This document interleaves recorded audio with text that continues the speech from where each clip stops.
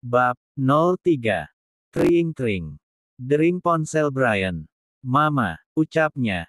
Tumben pagi-pagi. Gumamnya. Halo Ma, Assalamualaikum. Brian. Waalaikumsalam nak, kamu hari ini jadi berangkat kan? Terdengar suara Bu Ningsih dari seberang sana. Jadi Ma, sebentar lagi aku jalan, ini lagi sarapan, ada apa Ma? Brian penasaran, tak pernah mamanya menelpon sepagi ini. Ini, nak Tisya dirawat di rumah sakit, dia drop mungkin kelelahan karena memang kerjaannya di perusahaan lagi padat-padatnya. Kata Bu Ningsih. Hah, pantesan aja dari semalam tak ada kabar. Oke Ma, Brian berangkat sekarang. Brian panik, dan bergegas bangun dari kursinya. Segera pamit pada Clara dan mertuanya. Maaf ya semuanya, aku harus berangkat sekarang, soalnya ada keluarga yang sakit. Brian tidak jujur kepada Clara dan keluarganya karena ia tidak ingin merusak semuanya. Ia mulai nyaman dengan Clara dan keluarganya yang hangat dan penuh kasih sayang. Sementara Clara juga ikut bangkit dari tempat duduknya menyusul Brian yang panik dan berjalan keluar menuju mobil. Bang, panggil Clara sambil menyodorkan tangannya untuk menyalami Brian. Brian pun menyambut tangan Clara. Ini adalah kali kedua setelah akad mereka bersalaman dan Clara mencium tangan Brian. Nanti aku hubungi kamu ya. Titin. Suara klakson mobil, perlahan mobil Brian pun menghilang dari pandangan Clara. Siapa yang sakit? Apa papa mertua? Tapi kenapa Bang Brian nggak langsung bilang papa gitu? Ya sudahlah, aku tunggu saja kabar darinya. Brian sudah tiba di kota M. Ia melihat ke arah jam tangan yang ia kenakan. Pukul 10.32. Aku harus segera sampai ke rumah sakit. Kangen banget dan khawatir banget sama kamu Sya, semoga kamu nggak kenapa-kenapa. Brian merasa resah dan khawatir. Tujuan Brian yang harusnya ke universitas, tapi malah berubah ke rumah sakit. Ia sama sekali tak menghiraukan lagi jadwal kuliahnya 1 jam ke depan. Yang ada di pikirannya adalah bertemu Tisya dan menggenggam tangannya. Tiba di rumah sakit. Di ruang anggrek. Tante, panggil Brian kepada mamanya Tisya. Iya Brian, kamu datang. Kok kamu tahu Tisya di sini? Bu Sinta, mamanya Tisya heran kenapa pacar anaknya itu bisa tahu kalau anaknya sakit dan dirawat di sini. Padahal ia sama sekali tidak berniat memberitahu Brian, mengingat Brian sudah menikah dan punya istri sah. Bu Sinta tidak mau lagi mengganggu kehidupan Brian. Mama yang kabari aku tante, mana Tisya, aku mau ketemu dia. Oh iya, aku lupakan, aku kan sudah memberitahu ke Bu Ningsih kalau Tisya dirawat di rumah sakit. Ucap Bu Sinta dalam hati. Dia sedang istirahat, sebaiknya kamu jangan temui Tisya dulu ya, seperti ada yang disembunyikan sama Bu Sinta mengenai anaknya, dan membuat Brian semakin penasaran. Tante maaf ya, kenapa sih Tante? Aku kan cuma mau lihat dia gak apa-apa walaupun sedang tidur. Aku kangen dan khawatir banget Tante please. Brian setengah memohon-mohon kepada Bu Sinta. Sini Brian, sini Tante kasih tahu, sambil menarik lengan Brian dan mengajaknya duduk di kursi depan ruangan di mana Tisya dirawat. Brian, Tisya nggak apa-apa kok, dia cuma kelelahan karena beberapa hari ini dia lembur terus kerjanya. Banyak kerjaan di perusahaannya, jelas Bu Sinta meyakinkan Brian. Iya Tante, tapi tetap aja aku mau ketemu dia, sambil membuka kacamatanya dan membasuh wajahnya dengan tangannya. Mata Brian memerah dan berkaca. Rasanya hatinya setengah hancur karena tidak dapat langsung bertemu dengan kekasih tercintanya itu. Brian, ada yang mau Tante omongin sama kamu. Sebelumnya Tante minta maaf ya karena harus mengatakan ini, tapi Tante mohon sama kamu, segera jauhi Tisya. Kamu paham kan maksud Tante? Bu Sinta berkata tegas, namun sambil tersenyum kepada Brian yang perasaannya tengah campur aduk mendengar ucapan Bu Sinta barusan. Maksud Tante apa? Brian tidak terima. Brian, kamu sudah menikah. Kamu sudah berstatus suami orang. Kamu punya istri yang berhak atas cinta dan kasih sayangmu, ingat itu. Bu Sinta mengatakan dengan sangat-sangat tegas. Dengan raut wajahnya yang sedikit emosi untuk mengatakan ini. Iya tante, tapi tante tahu kan.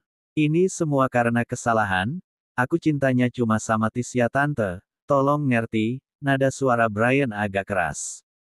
Benar, tante tahu akan kesalahpahaman itu, tapi bagaimanapun kalian itu sudah menikah. Jadi intinya yang ingin tante katakan adalah tante tidak mau kalau sampai Tisya dicap sebagai perebut suami orang, perusak rumah tangga orang lain. Membayangkannya saja sudah membuat tante merinding. Tolong kamu paham Brian. Kali ini Bu Sinta benar-benar berapi-api. Dia sangat menyayangi putri sematawayangnya itu, dia ingin kebahagiaan di dalam kehidupan putrinya. Tapi tidak mau dengan cara yang salah. Tante, pernikahan Brian ini hanya sementara, nanti jika sudah saatnya Brian akan mengurus semuanya, dan segera menikahi Tisya tante. Mata Brian tak lagi berkaca-kaca tapi dia benar-benar sudah menangis, menahan emosi dan rasa rindunya pada Tisya. Kamu nggak boleh ngomong gitu.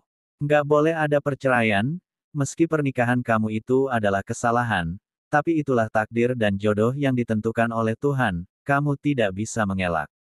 Kamu belajar agama kan? Lagian tante sudah berniat menjodohkan Tisya dengan anak teman tante, supaya dia tidak berharap lagi sama kamu. Jelas Bu Sinta dengan suara pelan, namun tetap tegas dan dia mau perkataannya tidak dibantah.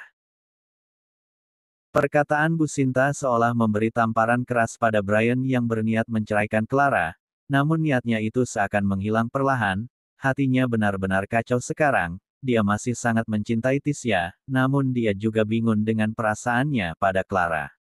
Sekedar kasihan, atau sudah tumbuh rasa sayang? Tante, aku mohon, jangan, lirih Brian. Tante, aku mohon izinkan aku ketemu Tisya kali ini saja. Aku akan memikirkan apa yang tante katakan tadi. Brian tetap memohon sambil mengintip Tisya dari balik kaca pintu ruang rawatnya. Ya sudah masuklah. Bu Sinta mempersilahkan Brian masuk untuk melihat Tisya. Tante tunggu di luar ya. Bu Sinta. Iya tante. Brian terdiam sejenak melihat Tisya yang terbaring lemah di tempat tidur dengan infus yang terpasang di tangan kanannya. Brian menggenggam tangan Tisya dengan kuat berharap Tisya segera bangun. Bangun sayang, aku datang, ucap Brian sambil mencium kening Tisya. Brian terus memandangi wajah Tisya yang cantik, namun tak dapat dipungkiri di balik wajah cantiknya itu terlihat wajah yang sangat lelah. Sambil tetap menggenggam tangan Tisya, Brian mengeluarkan ponselnya. Dan mengambil foto tangannya yang menggenggam tangan Tisya dengan infus yang terpasang. 1 jam sudah Brian menunggu Tisya bangun namun ia tetap terpejam. Selelah itukah kamu? Gumam Brian di hatinya. Ceklek. Bu Sinta masuk dan memanggil Brian lagi untuk berbicara di luar. Kamu lihat kan dia lelah banget Brian, biarkan dia istirahat ya. Ucap Bu Sinta. Iya tante, apa benar dia cuma kelelahan? Brian yang masih tidak percaya. Iya, Brian, sebenarnya tante sayang sama kamu, sebelum kamu menikah, tante memang berharap kamu bisa menjadi menantu tante, menjaga dan melindungi putri kesayangan tante, tapi ternyata kalian tidak berjodoh, jadi tante mohon sekali lagi ya, bantu Tisya buat ngelupain kamu ya. Kamu harus fokus dengan pernikahanmu, jangan pernah berpikir untuk meninggalkan istrimu Brian. Brian yang sejak tadi hanya menunduk sambil memegang keningnya, belum membalas perkataan Bu Sinta. Terkadang ia juga memikirkan Clara, namun di dalam hatinya dia masih sangat mencintai Tisya. Baiklah tante, akan aku coba. Brian, kamu harus berusaha, pasti bisa, asal kamu mencoba mencintai istrimu, pasti kamu bisa melupakan Tisya. Bu Sinta kembali meyakinkan Brian. Aku pamit pulang ya tante. Brian. Iya nak, hati-hati. Bu Sinta masuk ke dalam ruangan putrinya dirawat, ia melihat Tisya sedang menangis. Sebenarnya saat Brian bersamanya tadi ia tidaklah tidur, bahkan ia mendengar semua pembicaraan antara mamanya dan Brian. Sungguh menyesakkan. Padahal Tisya pun sangat ingin bertemu dengan Brian. Namun Tisya harus berpura-pura tidur. Alasannya adalah Tisya ingin menuruti perkataan mamanya jika mamanya tidak ingin ia menjadi perusak rumah tangga orang. Maafkan mama ya nak, mama lakukan ini demi kebaikan kamu. Lupakan Brian dan buka hati untuk orang lain ya sayang. Bu Sinta memeluk Tisya juga sambil menangis. Iya ma, Tisya mengerti semua karena mama sayang Tisya. Tapi ma, Tisya sayang banget sama Brian. Hancur sudah semua harapan-harapan Tisya bersama Brian. Tisya menangis terisak-isak di pelukan mamanya. Mama paham, tapi perlahan percayalah semua akan membaik. Kamu nggak boleh menyalahi takdir dan jodoh. Walau jalannya yang kalian anggap salah, berarti Brian tetap bukan jodohmu nak. Nanti setelah kamu membaik mama akan memperkenalkan kamu dengan Yogi, anak teman mama, orangnya baik sopan, dan nggak kalah ganteng. Hibur Bu Sinta sambil mencubit pipi anaknya dan merapikan rambutnya yang berantakan. Tisya tidak menjawab hanya mengangguk tersenyum dan menghapus air matanya. Tibalah Brian di depan pintu gerbang sebuah rumah mewah, bertingkat 2. Dengan halaman yang luas dipenuhi dengan taman. Ia memasuki halaman rumah orang tuanya dan memarkirkan mobilnya tepat di samping mobil mewah bermerek Toyota Alphard yang tidak lain adalah mobil papanya.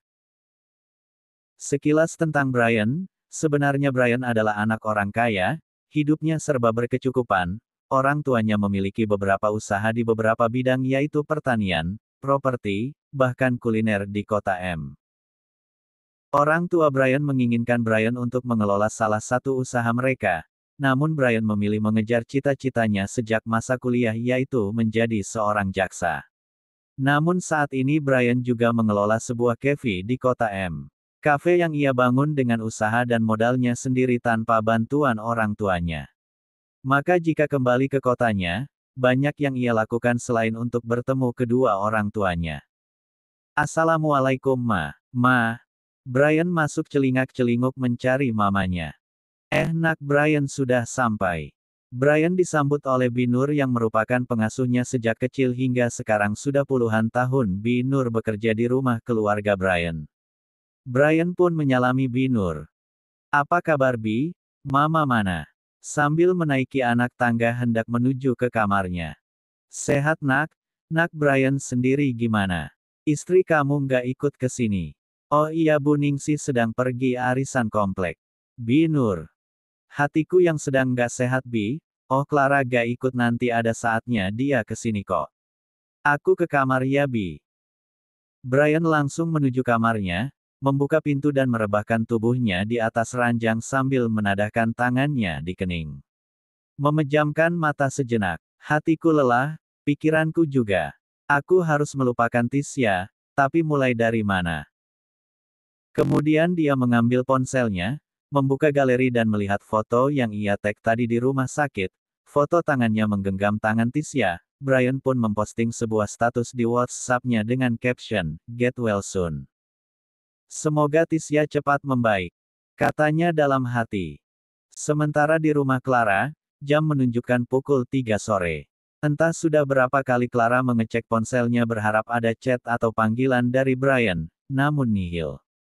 Clara pun menghela nafas panjang perasaannya campur aduk antara khawatir dan kesal karena Brian tidak juga menghubunginya.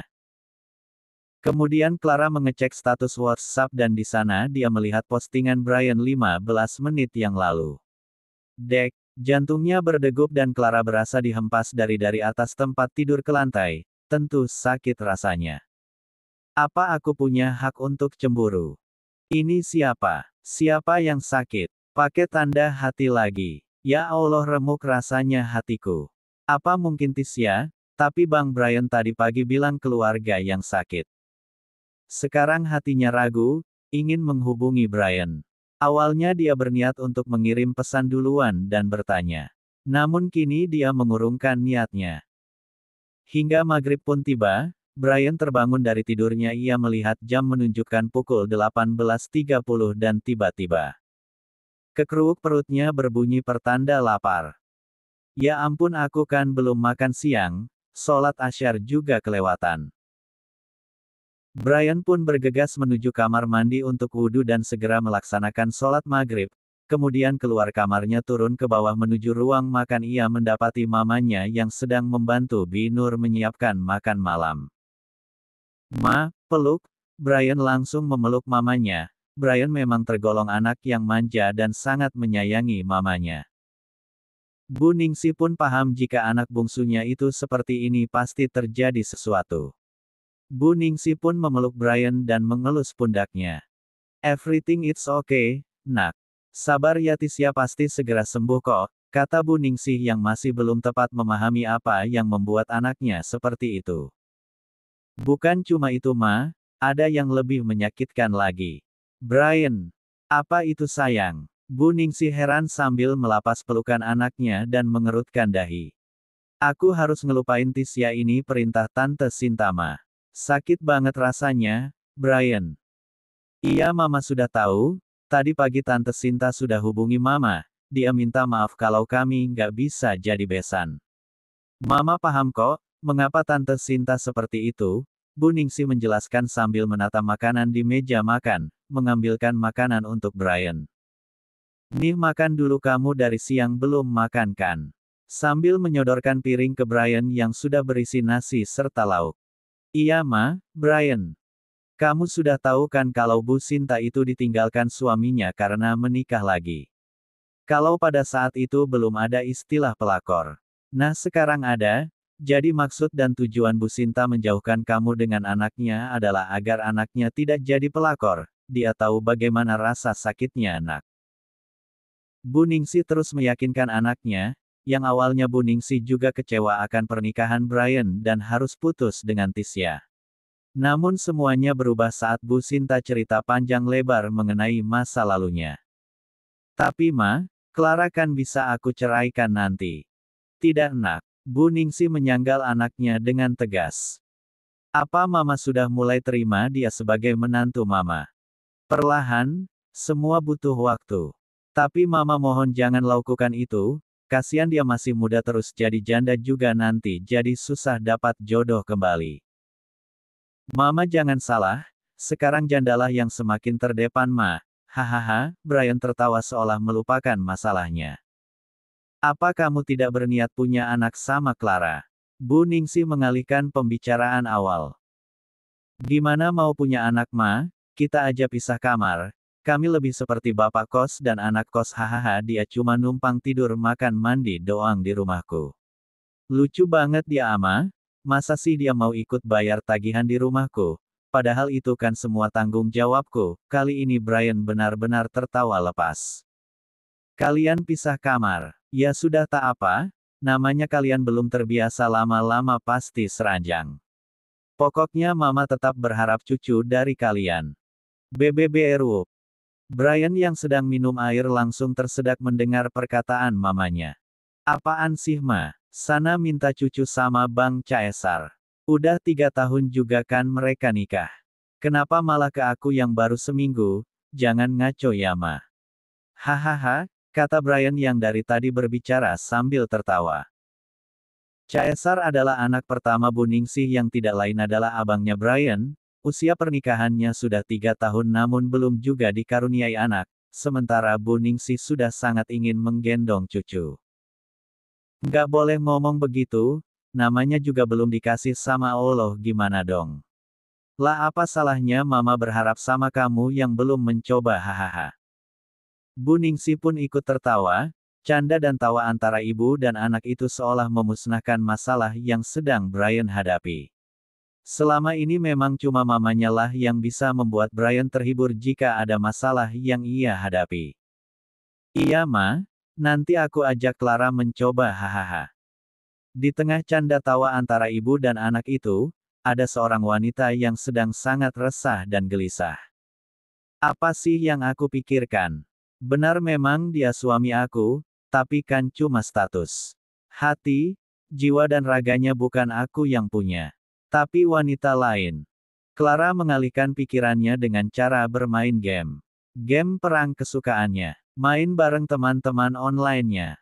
Clara tergolong tomboy, maka kebiasaan-kebiasaan yang ia lakukan pun agak berbeda dengan wanita-wanita feminim. Saat sedang asyik bermain, Ponsel pintarnya tiba-tiba macet beberapa detik kemudian masuklah panggilan video dari Jaksa Brian, SH. Hah, nggak salah. Clara heran sambil mencari kerudungnya. Karena takut kelamaan menerima panggilan Brian akhirnya dia mengenakan mukena yang tergantung di belakang pintu kamarnya.